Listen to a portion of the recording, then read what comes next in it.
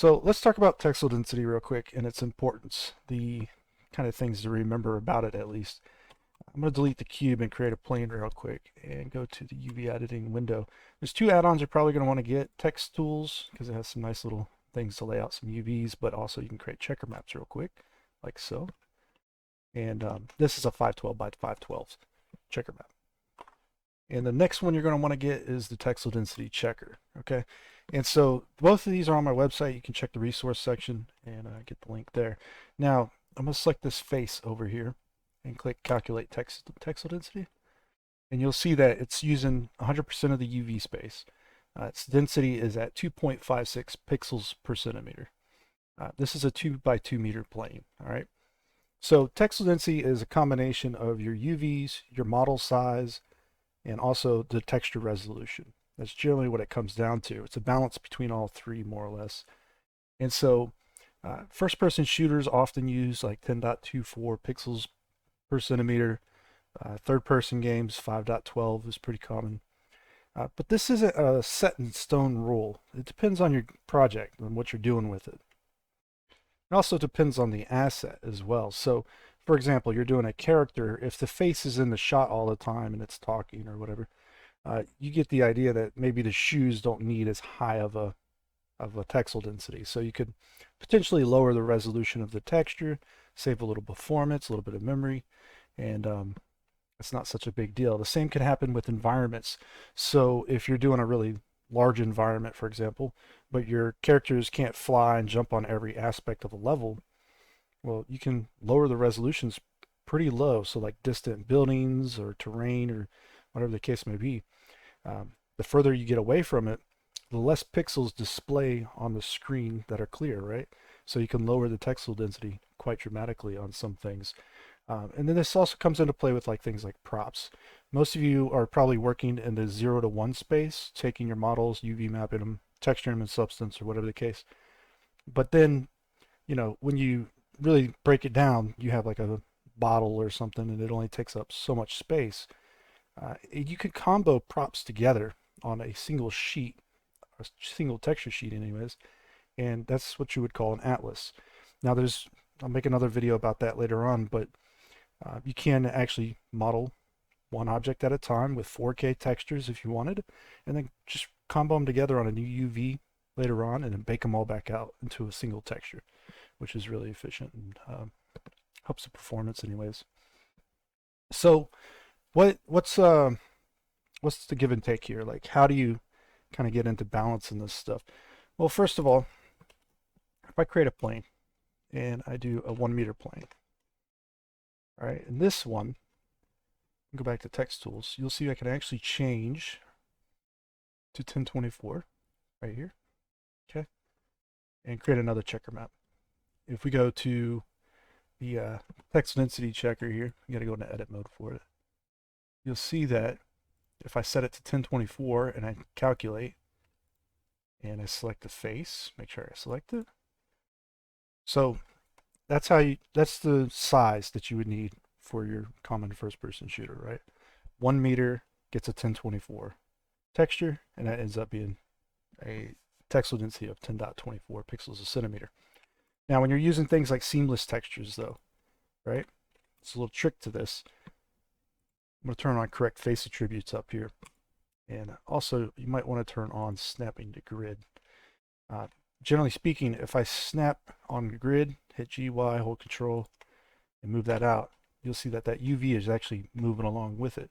So if you're using seamless textures, you don't have to work in the 0 to 1 space. You can make them whatever size you really need them to be. It's not a big deal. When it comes to using modular pieces, making sure that you start and stop at the same area on the texture itself could be useful, because then it would be seamless going across it, right? This is the same, it's true for trim sheets, all right? It's the same thing. I want to point something out about trims and atlases though. Okay, so this isn't basically the idea of an atlas. It's a bunch of islands of different textures that aren't, you know, the whole texture is not seamless necessarily. Trims would be seamless in one direction, across left to right usually, but it could be up and down as well. And then, of course, your seamless textures would be in all directions. Now, so when you're looking at an atlas, this is something I want you to keep in mind. This texture here, right? It's going from 0 to 512. This is a 1024 texture. And so it's meeting at the exact middle. All right. And it also happens to go down by 256 pixels. So you treat these like mini textures sometimes, okay? Because you can still make them seamless. And you could do this with trims as well. So what ends up happening is if you make it seamless, which I've done over here, and I brought it back over to here, save this out. If we go into Blender now, if I was to create a plane, and let's make this one a little bit larger. Say we're going to use a 5.12 texel density. That's what this is going to end up being. And use the image texture. I'm going to load in that texture real quick. Okay. And so what we can see here is if I do a loop cut, cuts it right in half. If I do another loop cut here, cuts it right in half. Loop cut here, cuts that right at the bottom. All right. So using the same kinds of resolutions you would use with any other texture for an atlas can be extremely useful, because I can separate this right now, delete the rest of it, and even though this is an atlas an atlas seamless texture, if I was to place the origin point correctly, snap it to the grid, you'll see we're on the grid. Hold Alt while orbiting, you can do that. Now I can hit duplicate, Shift D, move it out, GY, hold Control, snap it next to it. I can do numbers like this, right? And so I can also say that this is 256 wide here, 256 wide here, right? So this would be a little 512 patch, right? So I could join these, like so, Control J, join it like so. I can merge the vertices. So I'm going to edit mode, hit A, M, merge. And there's a little bit of a problem here. Even though I had that all exactly measured out, we got this nice little white line in it. You're going to see this happens if you're in Blender or game engines. This happens quite a bit. Sometimes you can fix it with the type of texture filtering it receives. So in this case, it's using linear, but if I use closest instead, you'll see that goes away. But this starts to look a little bit pixelated. So it might not always be the best option for you anyways. And it can be a little bit finicky to work with these sometimes, but sometimes it works out really well. You can also go in, and you can select all of it, select the UV, press S and Y, and you can scale only up and down. So if you wanted to go this route, you could do this as well. Hold Shift to move it in smaller increments. But the problem is as you zoom out, sometimes the MIPS will start to play into it. It'll start to blur, or that little white line will come back a little bit. But you can see it still worked out pretty well. And while there is a seam, it's barely noticeable. So it's really not that big of a deal. Oh, I'm not even looking at the seam. I'm looking at, I probably did that in the texture. It is right here. Okay. And so sometimes you can still get away with things like this. It's a little bit more noticeable. Sometimes you have like normal maps and stuff on it. Sometimes it's less noticeable. So you just play around with that and see how it works out for you. But we do know for a fact now that we have this set, even though it's on this texture, it's a 1024. I can calculate the texel density here. You can see we're at 5.0 something. It's pretty close to what we were expecting it to be, which is a 5.12, right? Now, not all of this is set in stone, all right? You can fluctuate things up or down. It does not matter as much as you probably think. You just want to have them generally very close to each other. Some things you actually want to increase in resolution or texel density as well, because it might be something that the player interacts with. They might be able to read it. It might be occupying a lot of screen space, like a first-person weapon. There's all kinds of different reasons why you might want to do something like that. So it's just a balance you'll have to figure out as you go along to make sure that it's going to work out exactly how you think it should. On top of that, in Blender, we have the shading editor, right? And so every game engine has its own shading editor as well. That's why the materials from Blender don't usually transfer over well to the game engine of your choice. You have to go set up a shader over there, generally speaking. There are advanced shader tricks that will allow you to maximize the usage of materials to maintain texel density across large objects. And so you can do things like material layer blending, where you have 3 or 4 seamless textures that you use an additional texture, a RGB mask, a red or a regular standard image, right, that has a red, green, and blue channel on it. That's all images in digital for the most part. Um, you can use those RGB channels to actually tell which materials show up on which parts of the model, even though you don't have additional vertices or nothing like that. So you can also do vertex coloring to do the mixes as well. If your model's not dense enough, it's not going to work out too well, generally speaking. But you can also, have it influence the material in other ways. So you could have vertex colors possibly, or another mask perhaps. They don't always have to be RGB masks. They could just be black and white masks. Um, the only difference is in the RGB channels. Each one of those is a black and white image basically. So it's like 3 or 4 masks if you're using RGBA with the alpha channel, right? So you can store a lot of data in one image when it comes to masks. Now, those different masks, you can do all kinds of stuff with those too. So you can determine whether something's going to have, it's going to be like wet, or it's going to have a darkening effect, like it's cavities in it and stuff. It depends on how you set up your shader, right? But they don't transfer from Blender to your game engine. So you have to really think about working with Blender and your game engine kind of in combination with each other. You're not stuck in one or the other.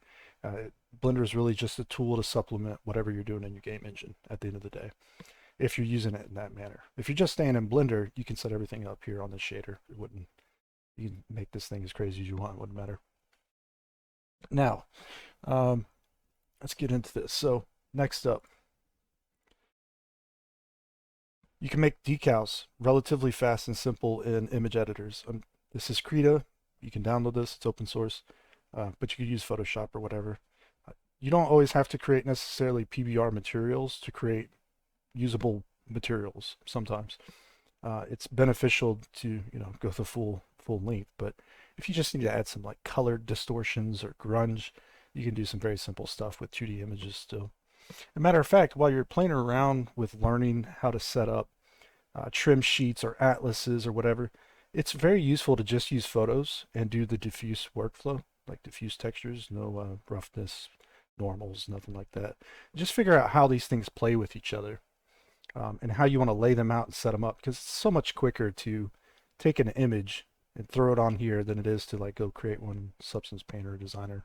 Although it can be fast over there for certain basic things, it can kind of eat up some time as well. All right, so with that in mind, let's head back to Blender real quick. Let me show you one thing about Texel Density Checker again. Let's say we are working on a model that's large. Okay, it's like a huge piece of the environment. And so even though you can make things modular for games, they're not always granular modular pieces. So if we're doing something like a dam, for example, we may just model this whole section and not even think about it really. So you might do something like that. Pull that up, pull that back, hit Alt Z to turn on X-ray, by the way. And we might do the Boolean. All right. And so I'm going to bring in a new material for this one. Just real quick. I should still have it on the desktop, which is the concrete. There you go. All right. So if I unwrap this thing, I'm going to Smart UV project it just for now. Go to UV editing here, select these faces. This is a 512 image. All right, and I want to maintain 10.24. I can click here and it automatically gets it, right? So you can do things like that with this add-on, which is really good, because now you'll never have to guess if your resolution is correct. And that's really useful because when you create a texture in general, if you're basing it off real-world scale or size, it's important to remember that, like concrete or rust stains or whatever, a lot of us are used to seeing these things in real life. And so when we see them in a video game, they just look a little bit scaled off. It's noticeable. You can have it a tiny bit off, but you don't want to get too crazy with it. And you want to make sure that they're relatively scaled to realistic sizes as well. So when you're creating your texture, right, if you create a 4K texture and you downscale it to like 256 by 256, well, guess what? It's just losing resolution. It's losing texel density, but the scale of that texture would be the same. You know what I'm saying? On the image itself. So you have to figure out how you're going to lay your texture into your like the actual texture part of the texture into the image, right? And at what resolution, so that way it maintains, and at what texel density you'll use as well, so it maintains a realistic aspect to it. And but once you got that, you're good. And so you can see we can easily add this here, smart UV projected even, and then just set it to 10.24. So if we needed an extension, these will line up perfectly now because it's using the same material, same texel density, and that's pretty much it in a nutshell right there. So it's going to save you a lot of time. And on top of that, this in here also has to be unwrapped real quick. And once it is, I got to set the texel density in there as well. When you do a Boolean with hard ops, what ends up happening is it uses the fast method, the fast solver, and this actually transfers the UV from the cutter into the base object. So you can see how it's doing that there. So if I was to take this and scale these in, kind of hard to see it, but it's actually scaling the UVs in there on this. Right. So it's a fun way of working non-destructive and still being able to UV map. Now, trim sheets, and basically, let's talk about decals for a second. Decals can get fairly complicated. There's two main types you want to think about. There's going to be the projected decal, which is in pretty much all the game engines. They kind of cast the image out or the texture out onto the whatever it's pointed at. Now, if you've ever seen a Blender tutorial and someone's using decal machine, I have it too. I don't do a lot of videos on it, but this is actually a really useful system, believe it or not. It's more based on creating what would be called mesh decals, okay? And so the texel resolution of these as well, or the texel density, it can be important, right? You don't want to overdo using a decal and blowing out the resolution on it too much. So like if I took something like this and I snapped it to the surface here, you can see this would probably be a smaller detail. So it would maintain a higher resolution if I kept it smaller. So that could be important. And it can also be beneficial. So when you're doing like logos or graphics and whatnot, if you're using decals, they're usually more clear than trying to do like a standard unwrap and bake texture on a model. So sometimes you can actually use them to your benefit to keep clarity on certain things players might need to read, things like that, right? So decals can be important. But here in Blender, there's not an actual decal system by default. You can set up meshes that act like decals by floating them slightly, kind of what's going on here. And so these decal meshes, you know, the only downside to them, and in game engines you'll have this problem too, is that they need to sometimes be projected onto a surface. And so decal machine will let you actually project, right? And you can see how it did here. And it doesn't get it quite perfect because it has a parallax effect and it kind of falls apart on this sharp edge. If it was a rounded edge, it would work better. But at the same time, some of these decal systems in the game engines, they ignore stuff like that and they actually work on stuff like this. So it's kind of interesting how they're set up. There's some open source decal systems for Unity. I'm sure there's some systems for Unreal I haven't even checked out yet, but there's a lot of paid ones too out there. So just keep that in mind. If you're struggling with decals for your projects, you might want to look into getting some third-party support and some tech artists put together something for you, hopefully. Now, decal machine, of course, these decals in general, if we were to check out either the shader, right? Machine has went ahead and gone and set all kinds of fun stuff up with this and did all kinds of nonsense. Now, a lot of these textures, they tend to work out just fine. It's really not a big deal, but you'll see that it's kind of hard to find them sometimes over here. So you have to keep that in mind. The way they're generated, it's a bunch of stuff that goes into it. So they can be somewhat hard to get to a game engine. I only say that somewhat because what ends up happening is it actually has, if I take a look here, where is it? It's under machine. It's down at the bottom. Okay.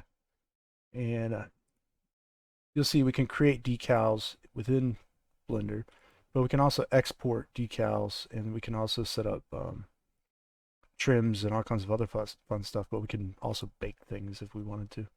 So decal machine has a lot of like stuff hidden underneath the hood that makes it a lot easier to say get this um, decal here and put it out into a game model basically. So it is like a mesh. You can export this thing, but you can also combo decals up into specific trim sheets, and it gets pretty wild. You'd have to watch some videos on that one from Machine that talks about all of it, but it can be still useful. That's what I'm trying to get at. So they're not like dead assets necessarily. You do want to make sure you have the appropriate materials though that can go into the game engine, and you can set up a shader over there that will handle this like this as well. Side note, so you can set up graphics in other software like vector graphics. This can still be useful even if you're going to go into like Substance Designer and things like that, because you might want like wear on this and whatnot and not have it so pristine. Now there's ways to do that here in Affinity Designer, but you know, just think about when you're setting up decals, these kinds of things can come into effect. The texel density still comes into effect, but it's a you got to play it by ear sometimes, because the shader itself can have, you can set them up in so many different ways. I couldn't do it all in like one video. There's just, you know, there's custom solutions upon custom solutions, so you can have certain decals that are height blended with the base material underneath it, so it only shows up in certain areas, so you can maintain like crevices and stuff like that. You can set up decals that only project a normal map, that kind of fun stuff like that. So there's just so much that can go into it. I just possibly can't show you all of it. One thing I will show you though here to kind of finish off the video though is this grunge decal that I made, and this graphic as well. So, and the reason I want to show that off is because, like, say you are doing a large environmental piece, and this will likely get decals on it, more than likely. And you might want to just keep it a little bit more simple. This is what a lot of people refer to as like a sterile object. It's just a basic material. And then you're going to spice it up with doing additional props on it, different kinds of things that use trim sheets. You might do decals all over it. There's all kinds of stuff that could happen. You might do material layer blending between all the different, you know, different little areas. All that can happen, right? So when you look at something in the real world, and that's why it shows the dam, because there's a lot of complexity to it. There's a lot of like little water runoff areas, and it's just stains and drips and rust and all kinds of stuff going on this wall here. It looks quite interesting. We have like this banding effect right here. So this thing could definitely benefit from some complicated decals for sure. But material layer blending as well would also play a pretty good role in this. Not to mention we have other things like, maybe we don't want to do a whole lot down here. Maybe we create like a water looking surface decal thing, or puddle decal. I don't know. It could be all kinds of stuff. And then you got to think about when you're doing just one individual prop, right? You use 0 to 1 UV space, you put it in Substance, you texture it. Well, that doesn't always save you performance at the end of the day. Sometimes you need to start blending materials and using masks for them, because like this is the same thing. It's painted metal basically. This is painted metal. This up here looks like painted metal, some of it. This little fence post coming up right here might be painted metal, right? And this is painted metal. It's all white, right? It's all painted metal white. So you might want to think about, you know, using those material layer blends with masks for things like this. Like even the stairs here is painted metal, platform's painted metal, but this has more rust on it, obviously. We can see it right here a little bit. And so, you know, you'll mix this with rust and bare metal where it's scratched, right? But those 3 seamless textures or 4 seamless textures you use to do one of these objects, right, is going to save you a lot of memory, because you're going to use it over here, you're going to use it down here possibly, you might use it over here for this trailer. And so there's a lot of different areas where you might use the same materials over and over and over again, but you need them to look unique. And tossing in a couple just standard images as masks, it's not going to be as performance killing as doing a new PBR material. You know, all 3 of the like the metallic roughness, the base color, and the normal map. So you get 3 materials just for one thing, 3 materials for just one thing, and 3. You see where that's going? That'll save you a lot of memory for sure. And so do think about doing things like that. And then also you'll have the ability to add, graphic decals to this kind of stuff. And then you combo that up with things you've seen with like a lot of the other tutorials out there where you use decals to really spice up a model. You might do little trims on it. You do all kinds of fun stuff like that. And the whole thing boils down to, at the end of the day though, is you want to try to maintain the texel density. All right. That's the only thing that really matters. And wherever the player can go, you want to try to maintain the texel density. When it's distant mountains or whatever in the background, you can lower the texel density. It's not close enough to need it to be high. So with that in mind, let's go check out Unity. I've already got something here to show you a little bit. So this is, if I could move around, I don't know, I can't move. All right, I guess I am stuck. That's weird. What did I do to do that? All right, I had to pause the video. I didn't know I had the speed down all the way, apparently. I don't know how I did that. Anyways, so check this out. This is concrete. PBR material, right? Nothing special. It's really bland. This whole area is made up of mostly that same PBR concrete material. There's a couple variations of it. There's like a rough version. The wall's a little different, obviously. But a lot of this stuff is overwhelming when you start looking at environments as well, because there's so many little elements that come into play with this. Like just the floor material, it's going to take you some time to make a little floor material that's, looks realistic and whatnot. Same with any material. So they don't necessarily have to be really complicated. Like this is really simple, but just to get it just right to look realistic, it can take a little second. So, but the very bottom here, we got some metal. So a lot of assets, just don't forget this. You can use multiple materials on them. This isn't uncommon. It happens quite a bit. And not everything has to be modular if you've been following my modular series. You can make custom unique spaces. As long as this whole unique space eventually ends up back on the grid at some point, you can start using a modular kit on top of it, right? Like you can just build out with a modular kit from this area if you needed to. And so lighting is a huge part of this as well. This is a lot of baked lighting in here. It's already made to look production quality, basically. And so these lights, for example, some of these lights you can see back here, they have little light cookies on them. So more or less something like an IES profile, similar anyways. And so it creates a little kind of lighting effect. There's other ways of setting up lights so that they light more realistically. So you can think of, like, for example, a lantern. If you had a like one of those old school lanterns, has the two main metal bars on the side of it. Those cast shadows. So if you had a dynamic light with that, you'd have to set up something like a light cookie in order to cast light out appropriately from that object, which means you're going to be doing the lighting in Blender with cycles and baking it, and then setting it up appropriately on the game object where it ignores the base object, blah, blah, so forth. All right, so all these little things add up though. The particle effects, a little bit of dust flying around in the air, butterflies, right? The volume fog, the exposure, the post-processing effects. This is what makes it all overwhelming at first, because you got to learn a lot of different things to set up the whole environment, right? But if you don't get the scales right, it's just never going to look right. All right, so do take into consideration those scales. Now, so this was just the base material, concrete, right? Similar to how I did the dam out there in Blender. Well, out here, they're still using that same concrete, but they added a decal on top to just give it a little bit of an effect, right? So that it looks a little bit more dirty or grungier or whatever the case may be, right? Not too bad. And if you see down here, the base down here, they added a puddle decal. And these are the projected decals I was talking about. So like if it's not intersecting this mesh, it won't project, right? It has to project.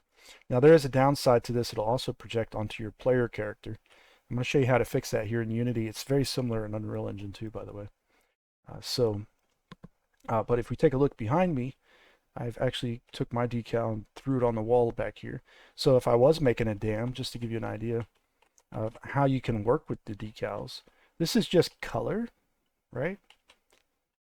That's all it is. There's nothing else. I'm not changing the roughness or metallic or nothing like that. It's just a base color.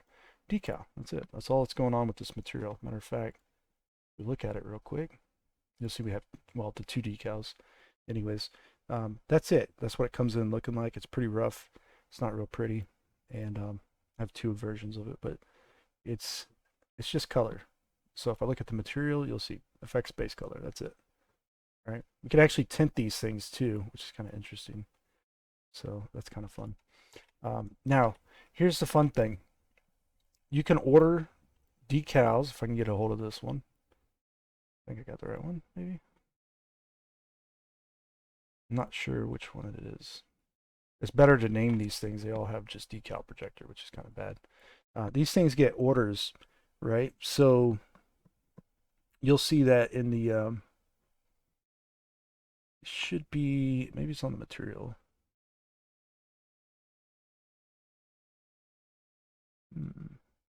Yeah, it's got to be on the material then. Yep, there you go. Look, draw order -1 and draw order -2.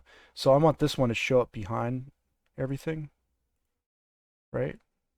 So I have to make it a -2 on the material, so the other ones will draw on top of it. That's just something to keep in mind. Like there should be a more robust system, obviously, for laying out decals, because maybe you want certain ones in front sometimes and certain ones, I don't know. That's where you would get into using custom tools and buying and purchasing that probably, or making your own anyways. So, but you're still able to do quite a bit with the default stuff. So that's what I wanted to point out. Also, when you're doing mesh decals, right?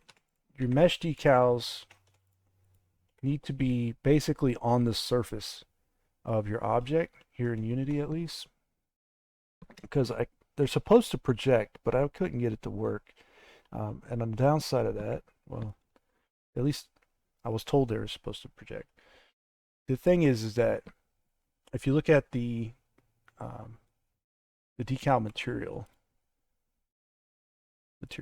right? You see how there's mesh decal bias type? You can use depth or view bias, but this mesh decal depth bias, you can raise it above the surface just a tiny little bit. So you could type in like 0.001 if you ever use a decal in that manner, and that'll just set it off the top of the other one, basically, like the base. Like for example down here, if this was they're both at the exact same level or height, like the decal and the surface of this concrete, it'll just pop it up above it a little bit. Blender doesn't have anything like that as far as I'm aware. You probably can do it though somehow through the shader. I imagine you can. There's more things that you can do through that than I know, but yeah, so anyways, that's just something to keep in mind, that you can take what looks like relatively clean stuff and turn it into really dirty, grungy stuff. But the reason why I wanted to talk about this was because it's also a great demo of talking about texel density, because look, this is a 1024 image. It is huge right now. Okay, I've got it, who knows how big. The texel density of this thing is probably less than 2.56 pixels a centimeter. It's probably closer to 1.28, right? And so you can get away with this sometimes, because if you take a look right here, it's not very distinct, the color differences, right? But it's on top of that base material. So you can think of the base material as like the detail material. And this is more of a generic like color variation material. And as long as it doesn't look too pixelated, you can get away with this in most games anyways. This happens naturally as well on any material that's using a standard shader for the most part. You can see this is HDRP lit because there's a little section, there's a detail map as well.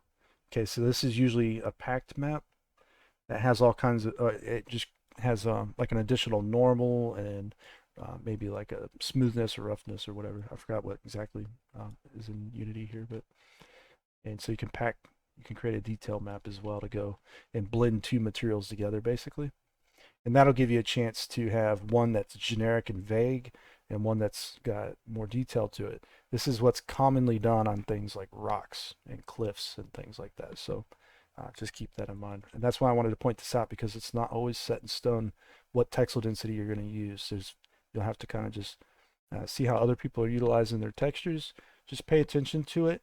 It's nice to have them all kind of close to each other, but you can certainly emphasize the importance of some things by increasing the resolution or increasing the texel density, or you can try to use lower densities in combination with a normal density material and things like that. So it all plays together. And so hopefully you learned a little bit from this, and hopefully it helps you out quite a bit. Oh, side note, this was just projected. If you project and it ends up on the floor, it doesn't always look the best. There are fixes to this, I'm pretty sure. I've seen some solutions to this on the marketplace for Unity at least. But you could use a mesh decal as well. And you can see here, this actually has a grunge at the bottom that Unity put in here. So they did a full little cylindrical piece here at the bottom and made that a decal there. There's one at the top too. You can't really see it. I don't know if it has much benefit, but it's up here somewhere. Anyways, so yeah, play everything a little bit by ear. As you get through it, you'll find areas that you can utilize decals or trims, or if a material itself just becomes too repetitious, you make it more generic and vague and find a way to spice it up with the decals. Or you can keep it like maybe it's a little too repetitious, but you can throw props and objects in front of it, or signs or decals, or make the length of a wall shorter or something, and have more bends going through the environment, so it'll keep that kind of from looking too repetitious at least. And so there's little environmental set dressing level design tips there that also come into play. So hopefully you learned something in this one. I'd like to do a more kind of in-depth view at this, or at least working with the trim sheets and seamless textures and all that a little bit later on. I probably will do that at some point, but I don't know when I'm going to get around to it. Anyways, if you like the video, just leave a like, subscribe, all that fun stuff, and I'll check you out in the next one, all right? So take care. Oh, hey, I almost forgot something. When you're running around with your character using projected decals, this is something that might happen. You see it's projected on the character, right?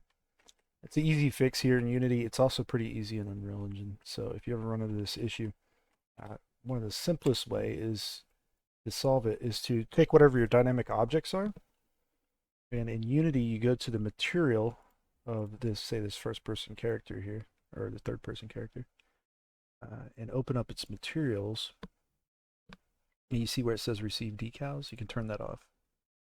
Okay, so you can go ahead and turn all of those off, and now it will be fixed. Now for Unreal Engine, what you would want to do is select the mesh, I believe, of the main character, and there's a little section in there that is exactly the same. It says receive decals or whatever, and you can turn it off there in Unreal as well. So now you don't have to worry about that getting projected onto this character, but you can do that on any of your dynamic objects. Otherwise they might end up with decals on them as well. So hopefully that helped you out. All right, that's it for this one.